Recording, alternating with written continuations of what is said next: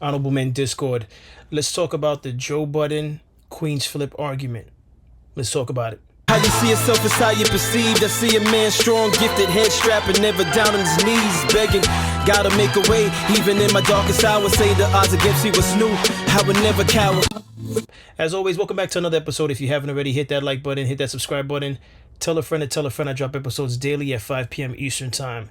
So I'm going to play this clip, which is courtesy of another person who did a piece on this. And it's not Stay OTR, although I'm playing it from Stay OTR's page. There's another gentleman who actually is taking credit for speaking on this clip. But I'm going to play this clip because this is the clip that this episode is about. This is an argument that Queenzflip and Joe Budden is having off air. And then I'm going to talk about it further. Stop talking to me like your success bothers me, as if I ain't been one of the biggest advocates of your success. But you always say something negative. You highlight negativity, nigga.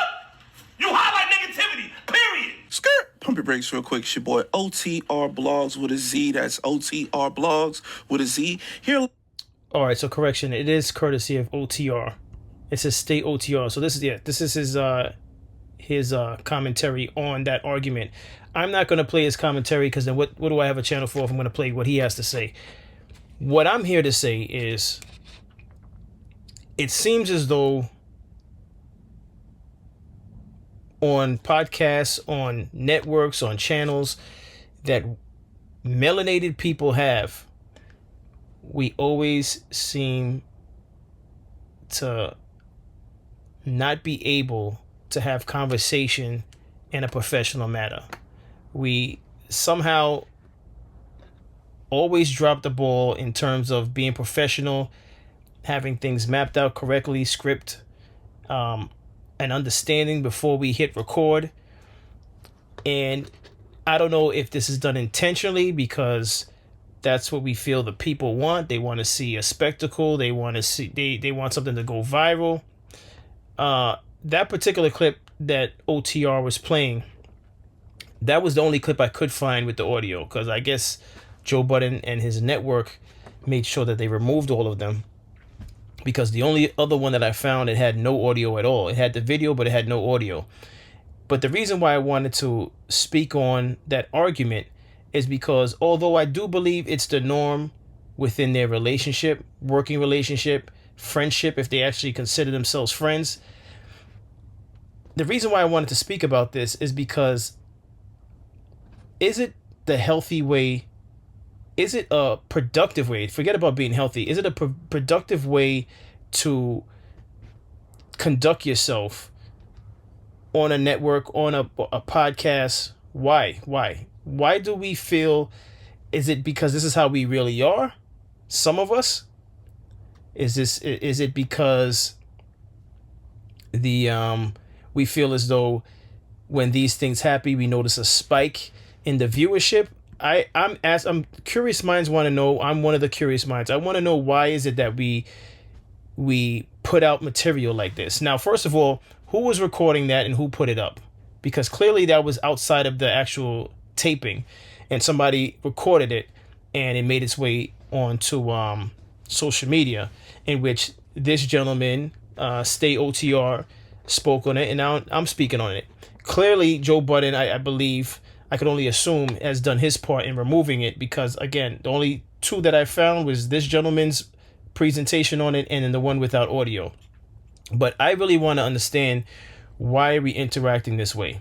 Furthermore, I spoke about the Joe Budden Network once before, and my thoughts on it was that there was too many people on the panel, and I stand firm in saying that. That's my opinion on it. I stand on it. I'm not changing it. I think there's just too many people on the panel. All right. Now, one might say, well, it's working for him. Is it really working for him? I don't know if it's working for him. When it was him, Rory, and Mal, I thought that was a good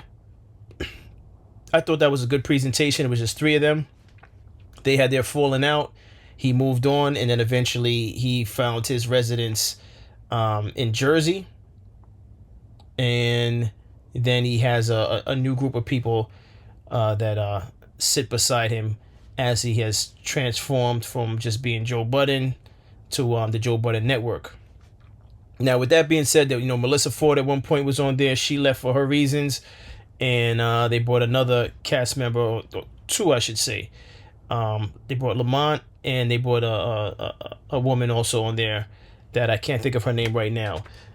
And that's because I don't often watch the Joe Budden Network. I do catch it from time to time, but not often. But with that being said, that my concern in the topic at hand is not about each individual member. It's just the fact that I notice there's always arguments, and arguments that aren't from a place of respect for one another, both from Joe and from his co-hosts. I do believe the co-hosts, they respond to Joe in that fashion because Joe has seemed to raise his voice on his colleagues. And again, I don't understand why we are putting out material like this. And today's topic is Joe Budden, but I've seen this on other podcasts. I've seen it on other channels. And I don't understand why we have to communicate this way. Do we have the inability to communicate better than this? Is it a lack of communication skills? I want to know what it is, because we're the only ones doing this. We're the only ones doing this. Some of the most successful podcasts and channels, they're not performing like this, but we are. And then I just feel like we're furthering the stereotypes of how we are as a group of people, and we all don't perform like this. We don't perform like this. So again, the question that I have is, why exactly are we doing this? Now, let me just say something too, because there was a clip I was going to queue up, but I decided not to, because the Joe Budden Network will flag your content if you use any type of material from the Joe Budden Network. Let me just say that. So what I was going to clip up was a clip where Joe Budden was speaking to Queenzflip, separate incident, and this was during a taping of one of their shows.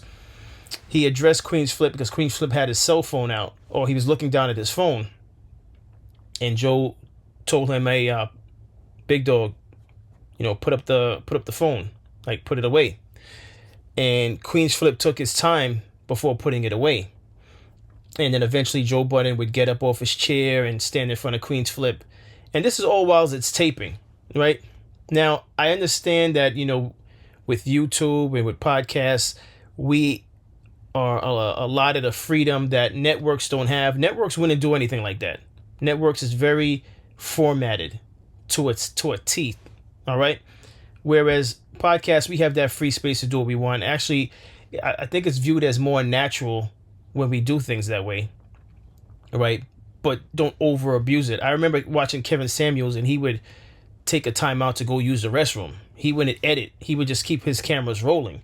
And I'm using that as an example to say Joe Budden, in the clip that I'm talking about that I couldn't queue up, Joe Budden addressed Queenzflip about having his phone out, and then he got up and walked in front of Queenzflip, was like, "Yo, basically, why'd you take your time putting the phone away when I told you to put it away?" Now, I'm bringing up that scenario to say this. I'm highlighting the relationship between Joe Budden and Queenzflip.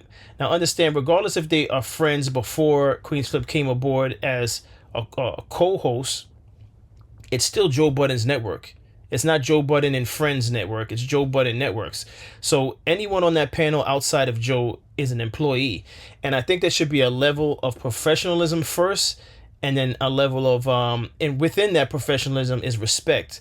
So if the person who's cutting the check, regardless if if he's a friend of yours, if he's telling you put the phone away. But I don't know if these conversations are being held before the taping. I don't know how Joe Budden runs his network, but I just find it to be disrespectful that Queenzflip took his time putting the phone away. And I like Queenzflip. I think he's entertaining. But this is not about whether or not I like Queenzflip or I don't. It's about just respect. And I'm not saying this because I'm taking sides and I'm advocating for Joe. It's not even necessarily about Joe. It's about certain content that's out there, and why are we putting ourselves out there like that. But in terms of the Joe Budden Network, some of the stuff that I see happening on that on within that panel is like a lack of respect on both sides. And I think they respond again the way they respond to Joe Budden because of how he speaks to them. But yet and still, you're employed by Joe. Doesn't mean he's allowed to disrespect you, but you have options. You from patterns, you know how Joe is in his interactions with others. So you could make up your mind not to be a part of the panel. And you could also make up your mind that if you feel like you've done enough episodes with him and you don't feel like you're getting full respect, you could just not be a part of the show.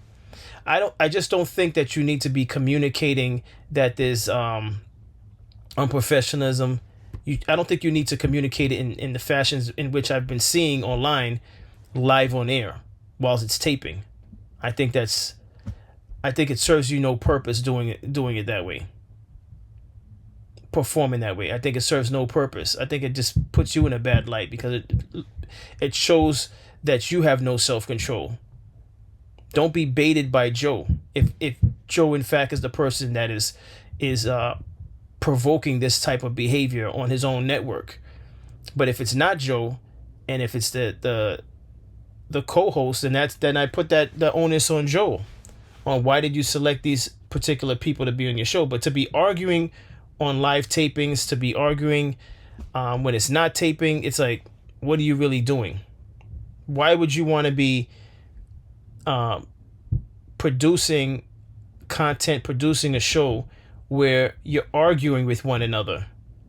So the onus is on both people, on the those on the panel, and it's also on Joe. Why are we putting material out there like that? That's the question that I have.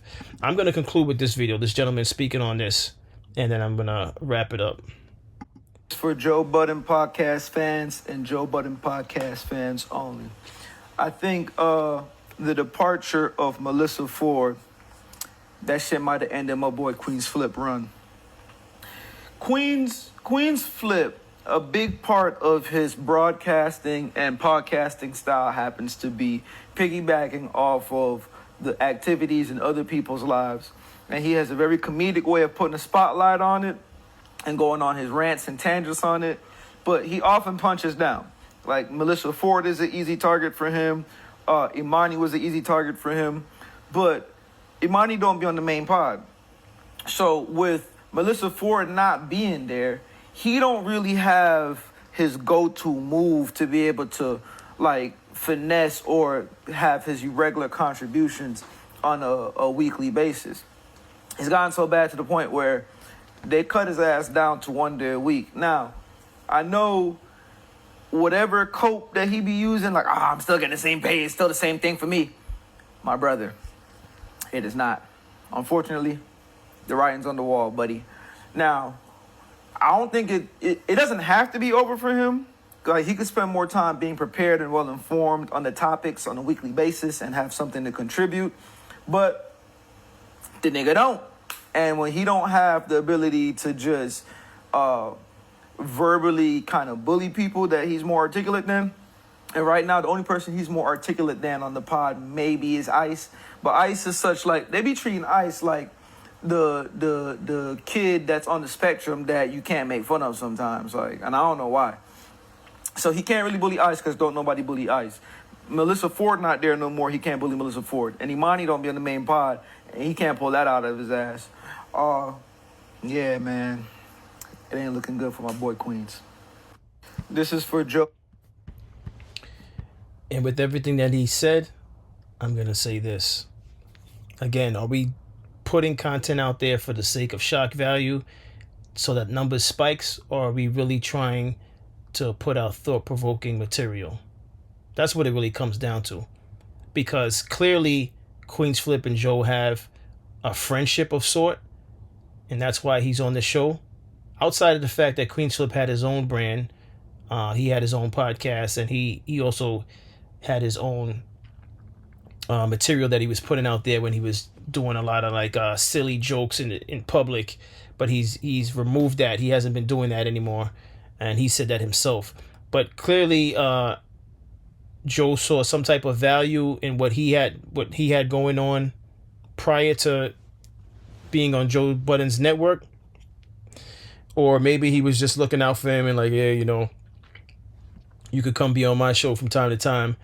But the problem with this, what I'm highlighting indirectly, but now directly, is the fact that it's maybe not the best idea to just partner with people just because, oh, they're friendly with you. You have a friendship, you find them friendly, you find them entertaining. It doesn't always necessarily mesh and make for good material.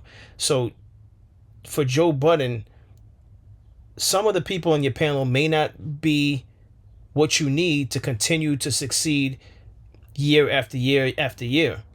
All right. And if that means not having a working relationship with Queenzflip, maybe it's necessary that you part ways respectfully. All right. Because arguing on camera, you know, telling him to put his phone away, and then he's taking his time disrespecting you on tapings, and then you guys are arguing the way that was shown earlier in the first clip behind scenes. Like, is that what you really want for your network? Is that the type of content you want coming out of your network that you worked hard for to build up? Is that what you really want? And yes, I'm still left with the question: what exactly are some of us doing out there? And this is not just about the Joe Budden network, although I did highlight the argument that he had with Queenzflip. But what exactly are some of us putting out there? And how is this? How is it beneficial to the community? How is it beneficial to ourselves individually? Because what's trending now and what's viral now may not necessarily work the next year and the next year after. Then you're gonna just find yourself changing up constantly changing the panel, looking for shock value, people that have shock value, rather than just look for people that are actually have something thought-provoking to say, or actually have a background in journalism. But that's my thoughts on this. What's your thoughts on Joe Budden and Queenzflip? What's your thoughts on Joe Budden and his interactions with his entire panel, different members of the panel? What's your thoughts on all of it? Do you think that this is water under the bridge? This is something that can be worked out, and there is value between having Joe Budden and Queenzflip work together? Do you think this is all a misunderstanding on my part? Do you think that I am seeing this wrong? What's your thoughts? But listen, as always, I appreciate everyone for tuning in. If you haven't already, hit that like button, hit that subscribe button. Tell a friend to tell a friend. I drop episodes daily at 5 p.m. Eastern time. And as always, stay honorable.